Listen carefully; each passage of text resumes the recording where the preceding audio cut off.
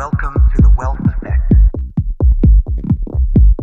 Welcome back to the second part of the second special guest interview. Sorry about the long delay. In this episode, we discuss ambition, life as a social worker, family burden, community, and mental health. And if you want to support our guest nonprofit, The Uplift Project, their GoFundMe page is linked in the description below. Enjoy the show. Right. Hi, ready for the second part? Intermission. Oh, that was the intermission. Okay, yeah. All right.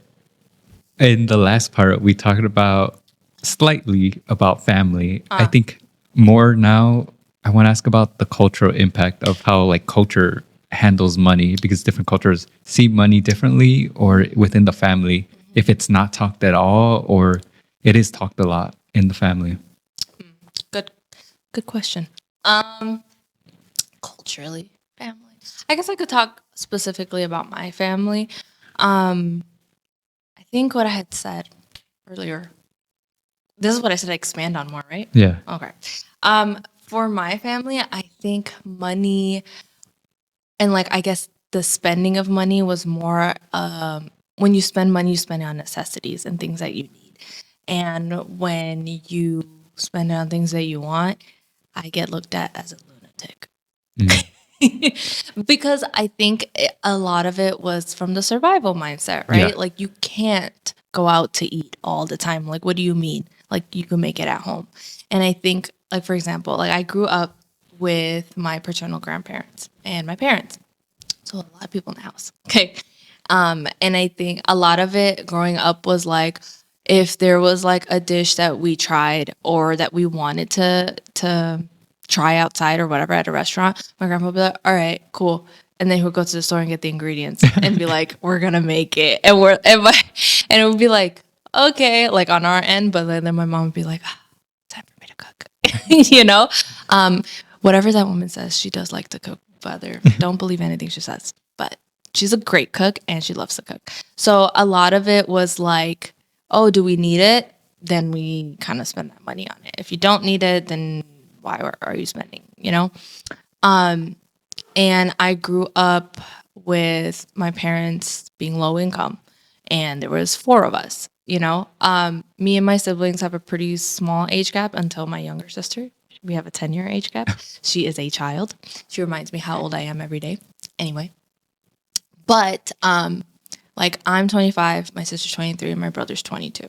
So school time came around. That was a big financial investment. Especially with the uniforms. With the uniforms, the school supplies, there was a lot of things that you had to spend money on. Honestly, the school uniform was probably the thing that saved the most money in my family. Because no new clothes. You don't need to buy new clothes. And also, fashion trends, things change all the time. And when you're poor, you can't really keep up with that shit. You know what I'm saying? So uniforms honestly saved probably my life. And honestly, as a kid, I hated it because I was I want to wear this and that. But as I got older, I also realized the benefits of uniforms, because also then it kind of puts everybody at the same playing field. You don't really know what someone's struggling with also. I mean, you can, but you know what I mean? It just balances it out. Yeah, that's how I felt, especially because I had one blazer a year, and I'm what are you gonna say? As long as it looks clean, it's fine. Yeah, Everything was I just don't think I had multiple blazers. Yeah, some people did. I remember that they would have blazers in school. I've had multiple dressing shirts. Dress shirts, Yeah. I think, but I had one tie too. I also had one tie. I wasn't. I didn't have multiple ties in a blazer. I'm sorry, I was not in that bracket. But yeah, so I think a lot of it was you get what you get. This is what you need. I mean, my parents definitely tried. It's not I didn't get what I wanted at times either. But it was definitely it wasn't I'm at the store, I want this. Were you aware that you yeah. couldn't get it? You Yeah. couldn't just ask for it? No, I was aware. I was aware. Are you asking if I was aware I was poor? Yes, I was very aware that I was poor. I think especially growing up in a house where you have siblings, and then I also had cousins and like aunts and uncles, and like I think our house was also a place where, like, for example, like my mom's siblings, when they first came here, right, they stayed at our house, right? So I think seeing how, okay, we have groceries, we're not just feeding us, like, you know, we're all working together, and it's not like they didn't provide stuff, like, you know, we all worked really hard. And I think seeing that made me understand money, or like the value of money, if you will. But also I hated money. Like, I remember being a kid and be like, God, if I had money, so many of our problems would be fucking solved, you know? So it kind of had that, like, I understand like the value of it in this world, but man, do I fucking hate money. You know, I don't know if that makes sense. I also hate money because it keeps a lot of things from, because you're always thinking about money at a certain point where it really takes the fun out of a lot of things. Because you're like, I can't really have this. I can't really enjoy this because of money. Yeah. And it's like, why is it always on my mind? Even though there's other things out there that. And I think I also saw the amount of stress it put on my family, where I was like, motherfucking money, you know? And I think that was also another, I guess, motivation, part of my ambition. I was like, I don't want to be fucking poor. And I think even now I have like this fear that I'm going to end up poor. I think, and I've learned that this is like a phenomenon that happens to a lot of people who grow up I also poor. have that fear. You have that so inside of you. Like, I was like, someone's going to come and take all my goddamn money, or I'm just going to blow it because I've never had it in the first place, you know? And so like, no, like it's just been really hard. And then for me, I know a lot of people like get jobs early on, right? I didn't get, so I was like, how do I say it? I was like, in a traditional sense, I didn't get a job. Like how I explained earlier, my grandpa had worked at a factory like for a very long time, right? He worked at like a spring factory. oh, okay. Okay. So there was things that they would let you bring home, like springs. And so my mom would work from home, like sorting out these springs at home. And then we would help her. We were children. It's fine. It was child like labor. Right. No, I'm just kidding. But it was like, for example, like taping up the boxes to like, and then she was, you know, separate the springs or whatever. So like I worked, but not like, I didn't like get a job with like a, you know, a check, but like I was working at home to help my family. And like that was, my mom was a stay-at-home mom, and that's what she did. But yeah, money was seen as something of value, but also ever fleeting, if that makes sense. Like I don't know if that makes sense. So it's like, and then like when I got older, and I, for example, like in college, I wanted to go out and study abroad trips, right? I was like, I'm going to study abroad. I was like, why would you do that? There's so much money. And then I was like, oh, I'll get a scholarship or this and that. And I did, and I got those. Okay, fine. That was for school. So it was like justified. And then after, when I was like, okay, I'm going on vacation. What? Like, you know, that was that. But it's like, those are like big things. But I think even like minor things of like going, hey, I'm going to go out to eat. Like I told you that my grandpa would bring home ingredients so that we didn't go out and spend extra money. So like me being like, oh, I'm going out for coffee, or me going out to just watch a movie. Like we didn't go to the movie theaters. We couldn't go to the movie theaters because it was so expensive. So my dad would he would bootleg the movies. Oh yes, those bootleg. Honestly, now it's easier with the internet. I know, but like he would get it on the CDs. You know, yeah, I remember so that. it was like, damn, like I couldn't go to the movie theaters, but he would be like, okay, what movie do you want to watch, and figure out a way to get me the movie. You know what I mean? Yeah. So it was like, you know, it was shown that even though you don't have money, like, I don't know, work around it. But I definitely saw the stress of not having it, if that makes sense. Yeah, and especially seeing it on their face where they want to give us like the most they can, but they're also cautious of what they can really realistically give us. Right. But I do have a funny comment on the job. On my first real job, I don't count like helping my mom, like washing windows or picking up trash as a job. My first real job when I was like 13, maybe, it was for a pizzeria, small pizzeria. You know how they leave like those pamphlets at doors? Yeah. I was literally just like a little kid running out to the doors. Oh, that's cool. And I got so many paper cuts, I quit. I quit after the first day. I couldn't do it. I was like, Paper I got cuts paid are so like funny. $20 for like an hour or something in the $20 bliss. an hour at 13. But it was the blistering summer heat. Oh, Like it was so bad. I was like, well, I'm not doing you're that like, again. this is not worth it. Yeah. Yeah, that makes sense. But going off of like our parents, like they see, like they want to live the American dream through us. Do you get that a lot? Like, do they like Like have my those? parents lived through me. Yeah, like want to instill those values of like house, owning a car, like a nice car. What else is the American dream? I already know what else is Yeah. included. Well, what comes with America? I don't know. I think it's like it gets a little hard to say like the American dream, which I don't even think my parents understand that that's what they're like. This is what you're doing. Like when you're saying like go to school, get a job, blah blah blah. But I think my mom and my dad, like they have like, yeah, we're in America, but also don't forget where you came from. Like they're like, we're Muslim, we're Pakistani, and like, and I'm like, girl, don't you think I know that? I know, don't worry. But the pressure of like the American dream, I think of like when you're saying the parents lived through me, god damn, is that true? Like it's like my success is their success. And like to a certain degree, sure. But also I feel like being kids of like immigrant parents, like we work so hard to be like, look, we did it, you know, like to make them proud. But also I think in this little journey of life of mine, I think I've realized like, yeah, like to a certain degree, I do want to do that, but also I also want to live my life. Like I think a lot of it, like going to college, doing this and that, like I did it for my parents, a lot of it, you know? And I think now I'm like, all right, what the fuck does this man want to do, you know? And a lot of that is just simple life stuff, like going out to eat or traveling. That's not simple. That's very, very luxurious, and I'm very grateful for it. Anyway, but like, you know, but in the sense of like them living through me, yeah, like I went to school, you know, got a job. Next thing culturally, family, they want me to get fucking married. I don't know what I'm gonna eat tomorrow. You want me to get married and have kids? That's crazy. And it's like, I mean, yeah, one day, hopefully, you know.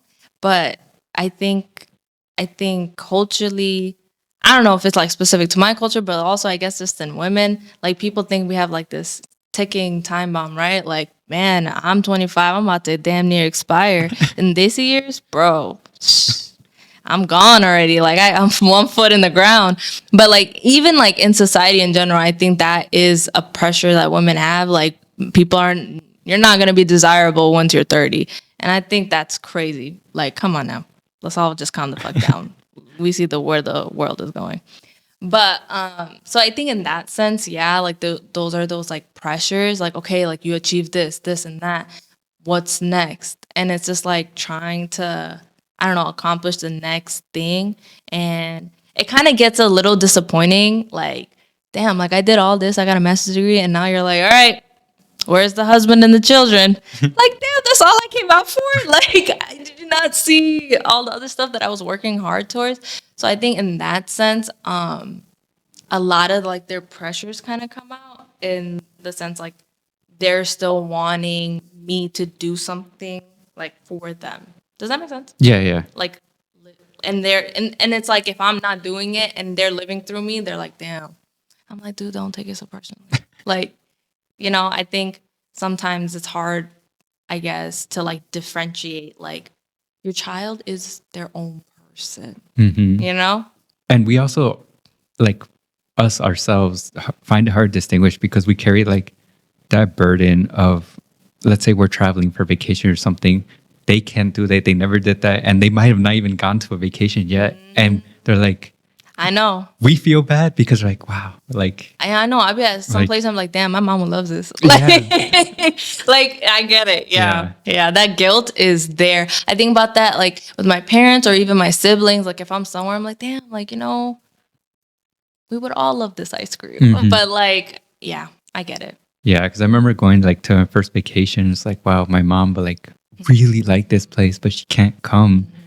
And it's like aside from fun, money or like other logistical problems, but I'm like, money is usually the biggest barrier Yes. for everything, especially like Yeah. you have a bigger family. Imagine Yes. for a family like 5 or more. Yeah. That's a heavy Yeah. like bill to Thing like, to do. yeah. And I also feel like it's also, I guess, dependent on your family, but like I feel like if you like, let's say your immediate family is small, like you don't have a lot of siblings, but you can, right? And that makes it big.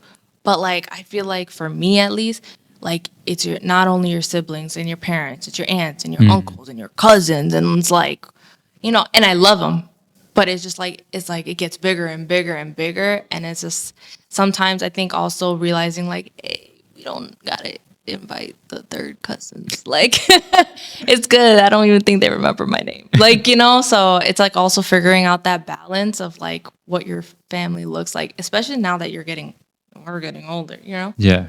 But yeah, that guilt is definitely there. Like wanting, like you go up and you're like, okay, I did it. But like I want all of us to like enjoy what I'm being able to enjoy Yeah. is something that I've definitely felt. Yeah. Yeah. And how does it feel like being an older sister that you have It's 3 exhausting. siblings? Like, do you talk to them about a lot of stuff? Like either Yeah. money related, like how the struggles are going? Like my financial struggles or like just like Like growing general, up. both. Well, I don't tell my 15-year-old sister. Really? If not in that, like not like I'm trauma dumping on her, but like I think in the sense of, so funny story, like that girl gets everything she wants. Like Oh. she is my little sister. Like I'm gonna like it's also in the sense like, oh, I didn't get it, Oh, so you want to? and I'm like I'm able to, so like why not type stuff. So I'm like, all right, cool, whatever. I cannot take her to Ulta without a budget. Like I'm like, okay, Mata, that's enough, please. But like for example, she got like a gift card for her like birthday, and so she went and she got like a $50 gift card, and she's like, bro, I went to Ulta and I got 5 things and that thing's gone. I was like, yeah, girl. Yeah, that's the world we live in. But and it's kind of interesting to also see like I'm like happy that she doesn't have to think about that. Like, like, oh man, like I don't know if I could get this or that. But in that sense, I don't know. That's money in that sense with my younger sister. I mean, we have a 10-year age gap, so I'm glad there's some difference. Like we were in the same place. I'll be sad. Me and my siblings, like my elder siblings, I think all 4 of us are pretty close, and I think we talk about how we grew up, and also like our current situations, like having jobs and like going to school and what that was like. It's definitely a conversation that we have. I forgot your question. Do you talk with them like about like either life struggles or financial struggles to help them either connect with you or understand the situation? Because the younger kids might not grasp it as well as we did seeing it, especially because I think after the first few kids, they might try to hide it more. Or now that you're older, it's not as extreme or severe as it used to be. I'm trying to think, like telling them my struggles. Well, for undergrad, for example, I was very blessed to go on a full ride, so I didn't really have to like worry in that sense of like tuition and stuff. But like in struggles in school and things like that, I think in the beginning I didn't really talk about it because honestly I didn't even know. Like I struggled in school, like I said, but damn, I was struggling in school. Like, but I think it was like more like my mental health that like was impacting my schooling, because I think, like I said before, it was the first time I was by myself, and I was like, damn, it's just me and my thoughts. Like I don't have to worry about anybody else. And I think that comes into play being the eldest daughter and being the like eldest sibling. Like it's a lot of responsibility that I guess I didn't realize that I even had. It was just like, you're born, this is life, this is the role that you're put into, and you kind of just learn to go with the punches. And then that was the first time I was ever living for me. And I was like, what the fuck? And I was like, and I didn't know how to deal with it, like, and like balancing that in school. So that was a struggle. I remember my sophomore year being one of the hardest years for me, I think. And I like, I'm trying to think what happened. I failed some of my classes. Oh, I that's did. crazy. I failed some of my classes, and the other ones. Oh, I don't know if I failed. I think I got a D, but basically I Isn't failed. D failing? though? Yes, it is. So that's what I mean. So like, and like, it was. I was like, what the fuck? I was like, what the fuck? And I was like, no, no, no, no, no, no, no. It was like it woke me up because I was like, it was like another wake up call because I was like, whoa. Like, no, like I gotta take this shit seriously. Not only like school, but like I have to take myself seriously, like my mental health, like, because clearly it was affecting me, like, you know what I mean?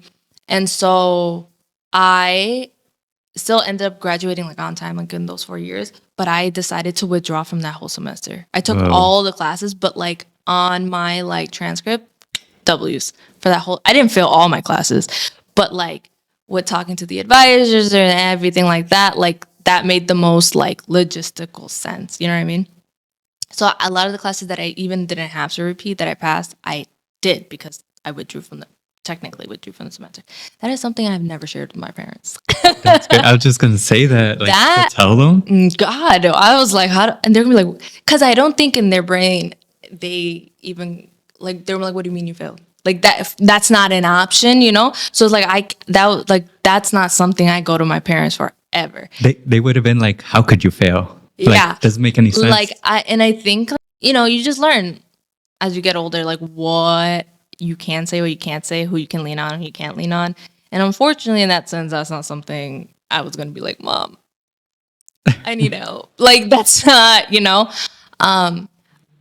I think I did tell my siblings eventually, and then they were like, "What?"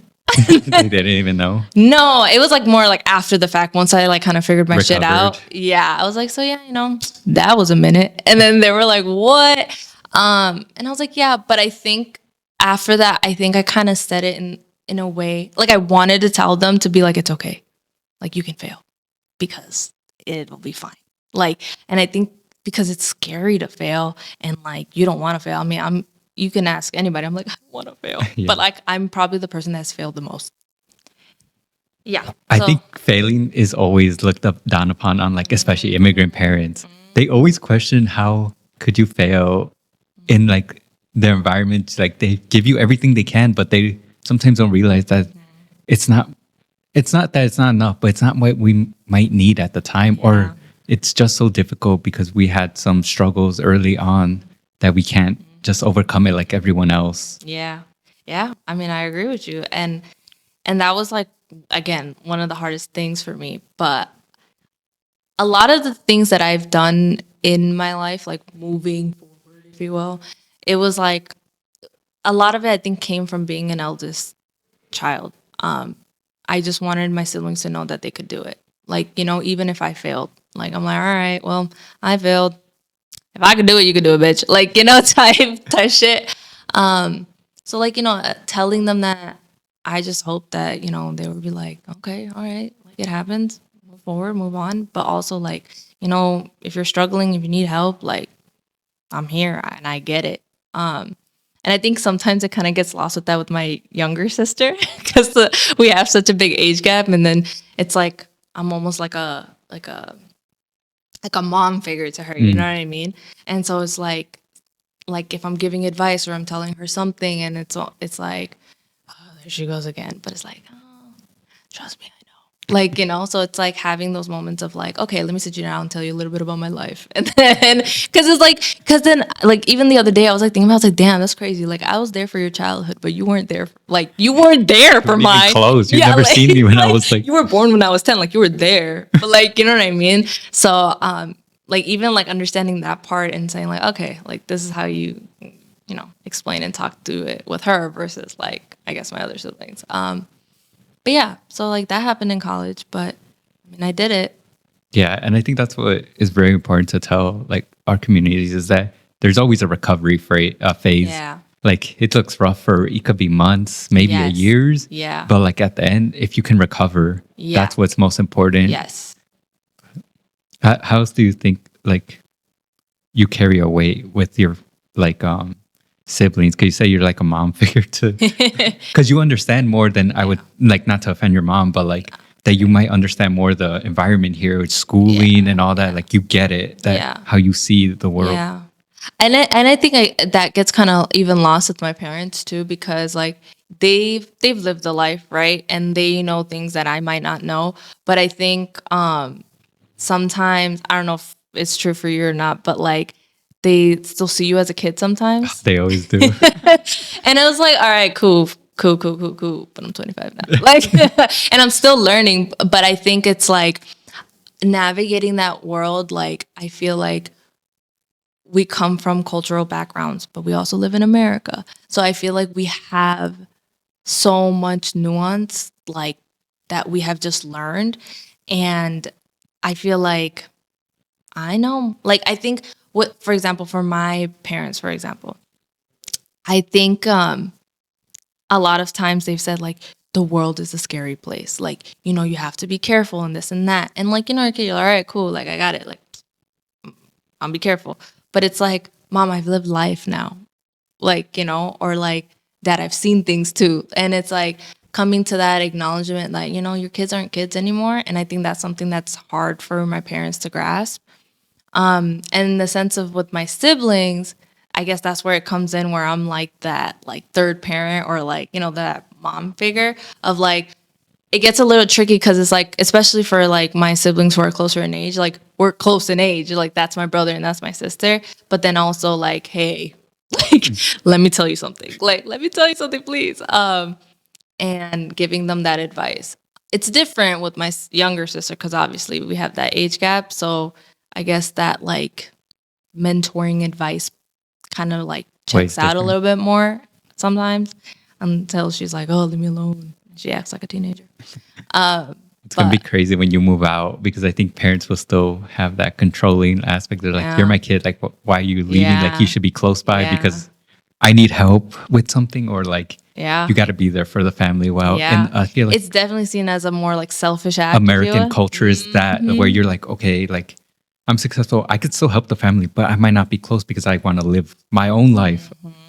And I think that's seen as very like selfish. Mm-hmm. Like, but I think oftentimes, and I think my experience is very similar to me, to other like kids of immigrant parents. Like, I think we sacrifice a lot, and I think maybe our parents don't even realize how much we sacrifice, Mm-hmm. and they're like, "Well, what do you mean?"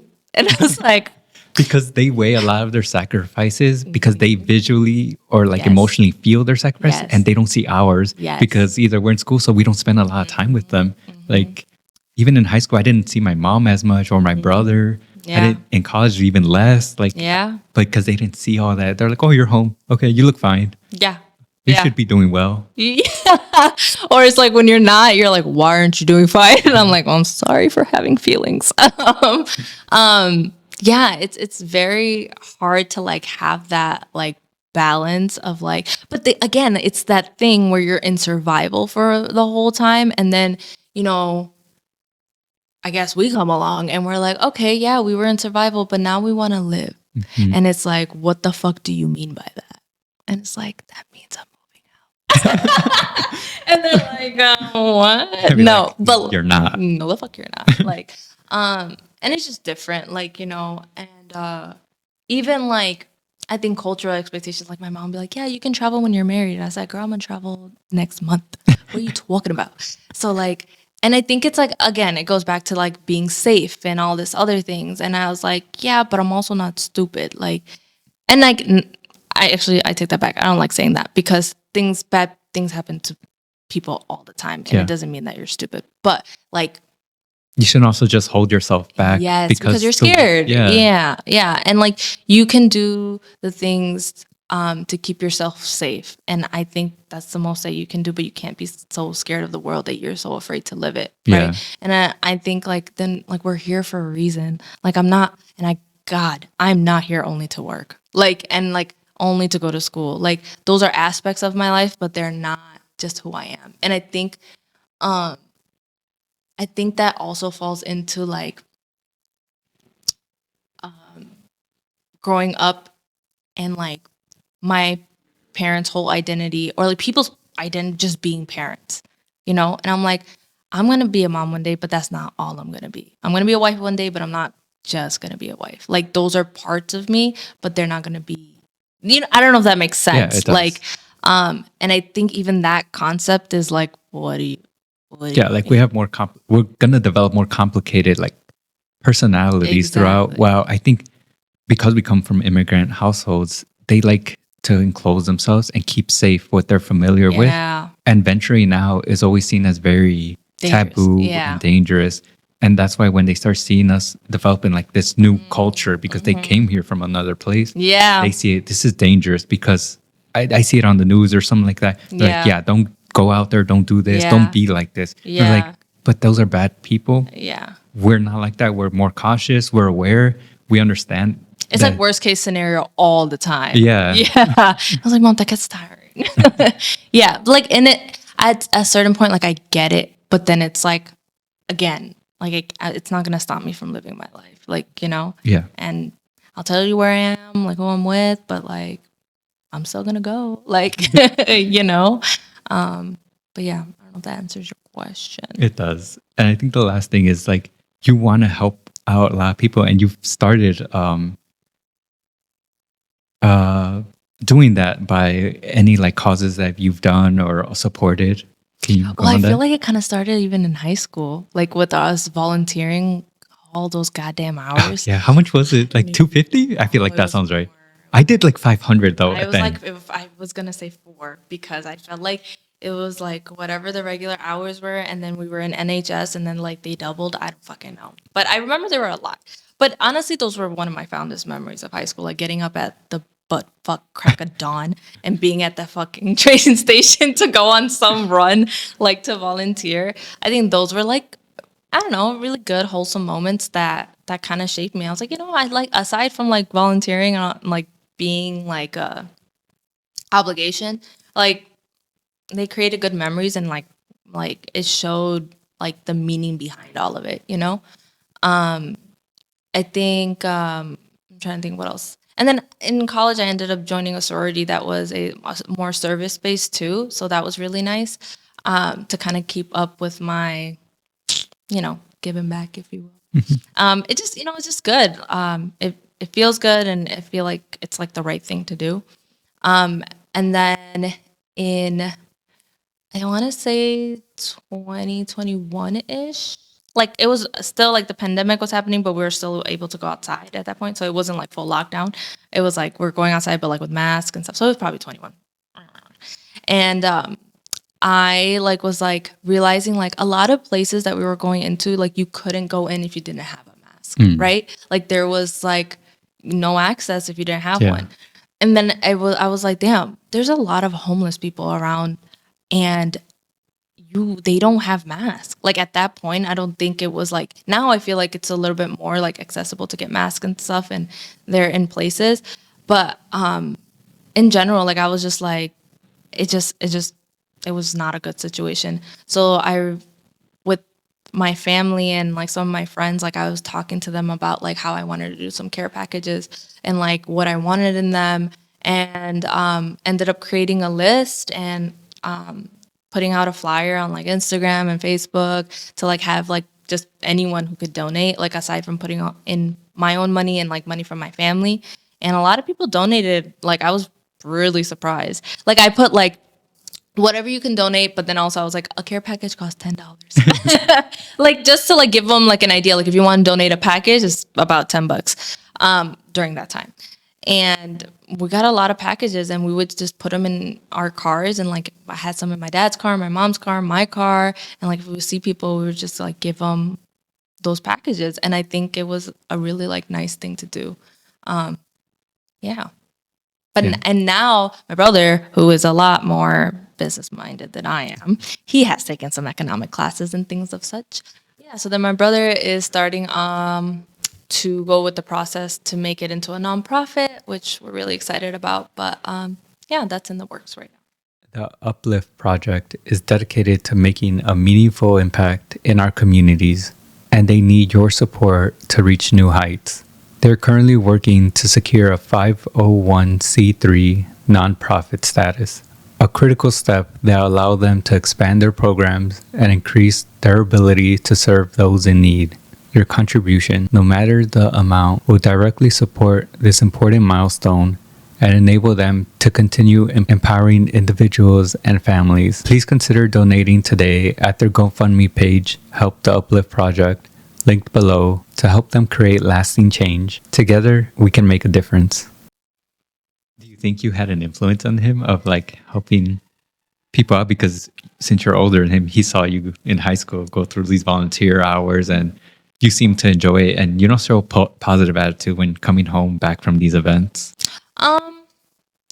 Maybe. But I think like, he also volunteered because we all went to the same high school and he had that experience. But I think as a person like who my brother is, I think he is also someone who is very caring for like people aside from himself. So I don't know if I was so much of an influence. I mean, if I was, that's great. But I think it's just his character as well. He's just someone that also wants to like give back and like help in any way that he can, for sure. Yeah, and I feel like that's been a lot of your character. I feel like since I've known you, always like wanting to help out people and nice. like these causes that come up. Why do you think that developed you over time? Like, you always been like that? Change? I don't know. Especially man. for like the type of groups that you would like help, like homeless people. Yeah. I think that's a group that a lot of people try to avoid because either makes them sad or it's very personal. Because when you go up to these people to help, like it's a hard thing to go up to them for one thing, but also being compassionate enough to understand them, because some people might think just throwing it at them or something is No. good enough. That's not it. Like there's more to it to helping people. It's like making them feel like a person, that they're not like homeless. Like that isn't a Their personality whole type. identity. Yeah, that there's more to it. Yeah. I mean, they're people at the end of the day. I don't know. I just think, I don't know. I was like, I don't know why I'm like this. I don't know. I just think it's always made sense to me to treat people with dignity. I think I've like, I guess, I don't know. I think I've seen people not be treated that way. And I think I was like, why?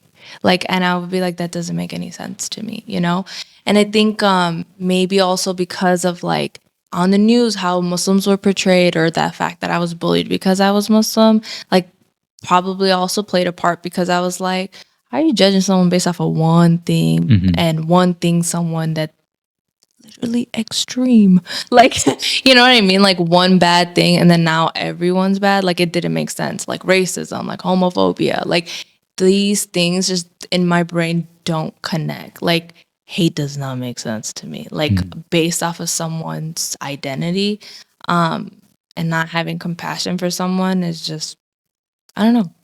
Yeah, and then focusing on like being treated differently, especially like being a different socioeconomic class, being poor, people do straight out just treat you differently, blatantly, like, because I feel like people see it as a form that's more acceptable to discriminate to people.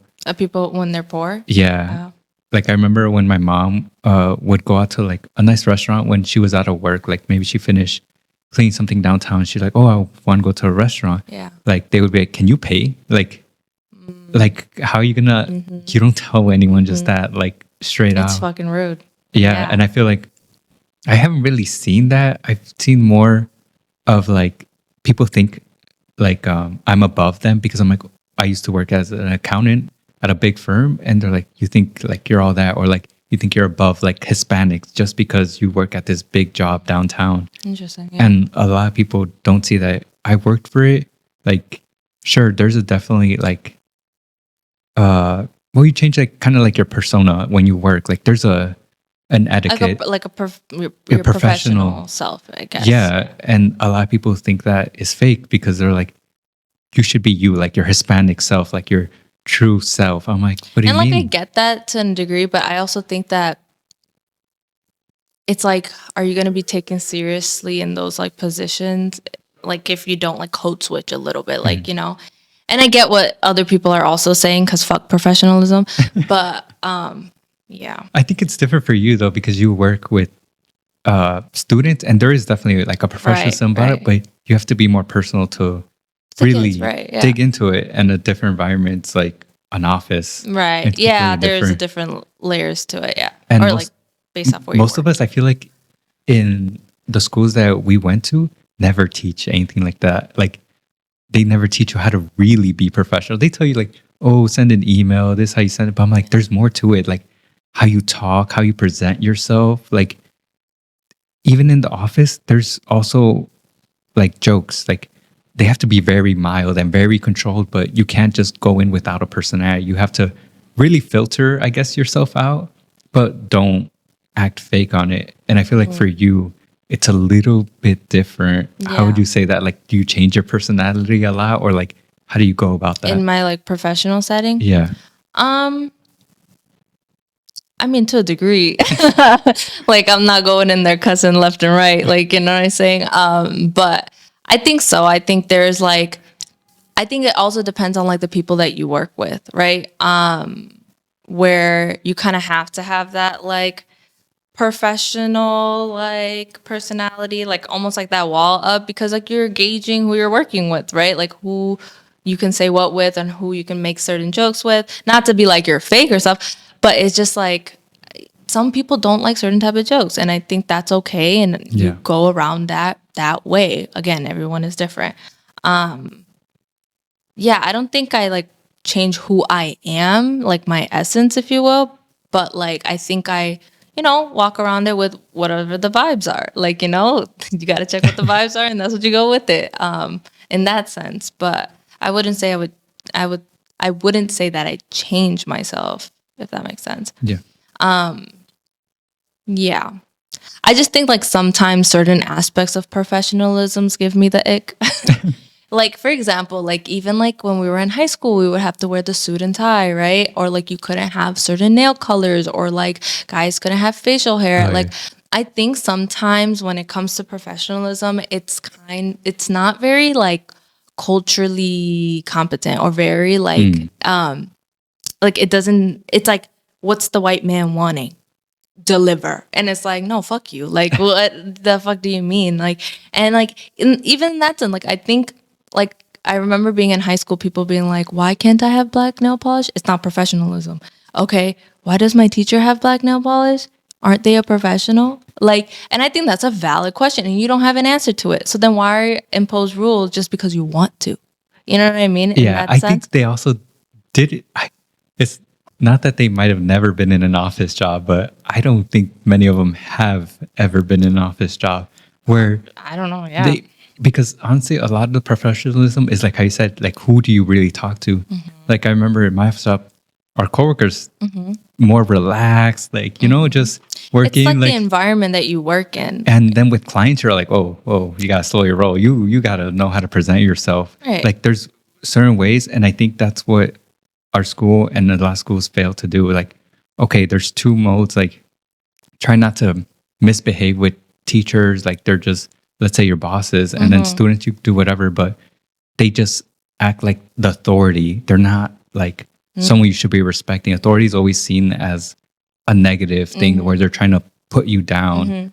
And that's not the way to go about it when going about professional, because we respect like our like higher up. So like that's what they need to build more of in terms of like student to like faculty relationship. Respect. I think that's what I think it goes back to, like showing what professionalism can look like and how different it could be.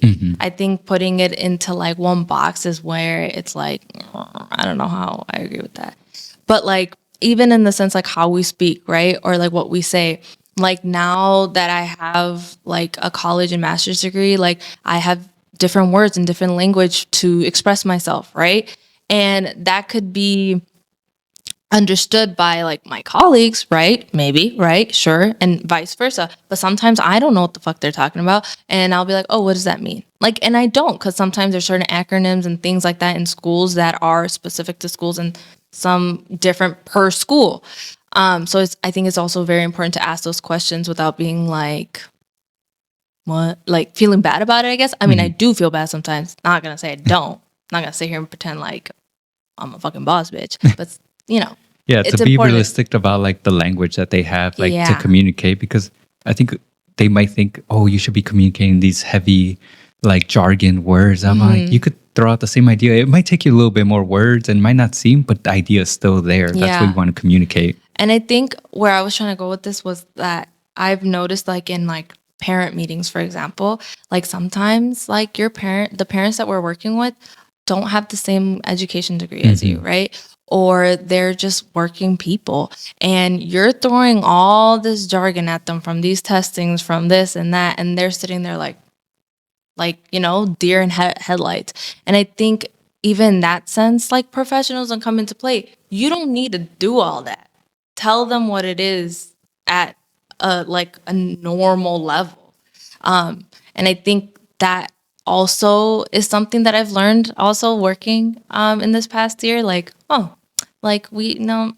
just gonna say like I'm having a conversation with you versus like, so on this date we tested blank for blank. You know what I mean? And it's like that means nothing to them. Like tell them what it means. Have a conversation with them.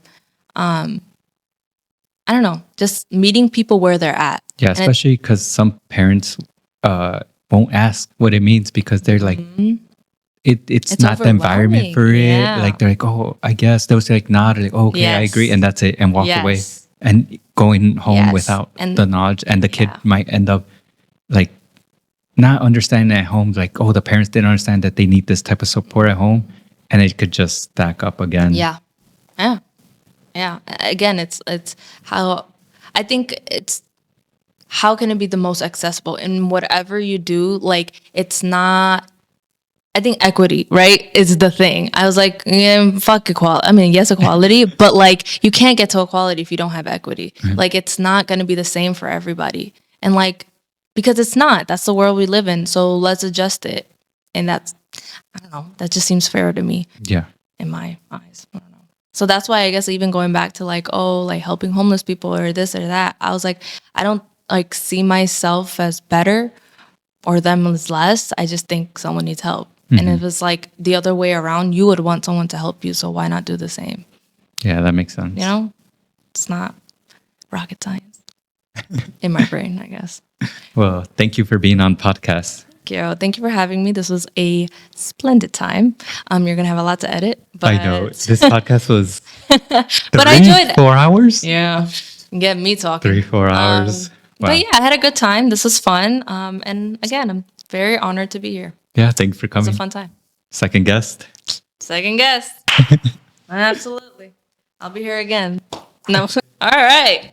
So wrap, folks. And then if you would like, just stay along for the bloopers.